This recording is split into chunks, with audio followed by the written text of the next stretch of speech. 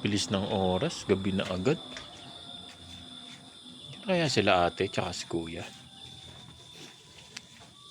Humingi akong tubig eh. Bukas pa.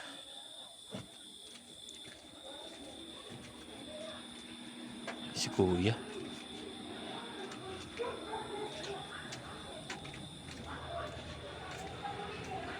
Ate, kuya. Bakit? Magandang gabi po. Baka po pwedeng makahingin konting tubig? Dito na naman ito. Saan? Wala Ay, naman. maihi. Walang problema. Naubusan kasi kami kuya ng tubig eh.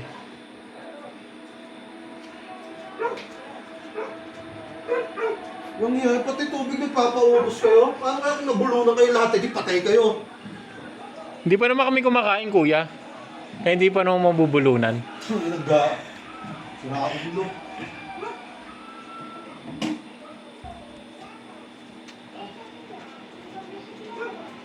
Salamat po ate.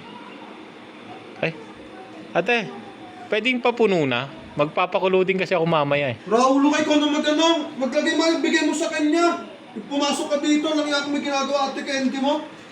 Naiiya po kasi ako eh. Pag na naiiyak ako ng lagay na yan ha. Ikaw na pumasok dito, may ginagawa ate Candy mo. Sige po ah. Ate, pasok na po ako ah. Kaya yagap ko kung naman ang mukha mo. Nabago kuya, parang ang ganda pala ng loob ng bahay nyo. Maganda na buhok ka pa.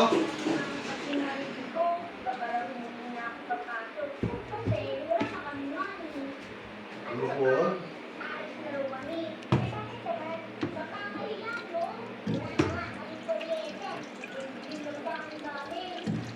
Tataka ko, ano ba trabaho ng tita mo?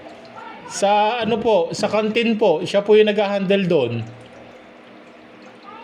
Anong ganda pala ng trabaho ng tita mo? Panay ka hingi. Ano kasi kuya, lagi ko nakakalimutan bumili, kaya nahingi po ako dito. Nakalimutan mo na naman. Ang yaka. Magdaan ka dito ah. Opo. Ay na to. May heater ka, wala kang pantubig. Ano mo kung... Nalimutan ko talaga kuya, pasensya na. Ikaw ano ba trabaho mo? Wala kuya, ano eh, nag-a-apply pa lang ako eh. Parang araw-araw kita nakikita rito eh. Bapa umaga hanggang gabi, papahinga ka rin, nandito ka pa rin. Ate, kuya, salamat po. Kuya, ikaw, trabaho ba reporter? Bakit? Kasi dahil mong tanong eh. Trabaho mo.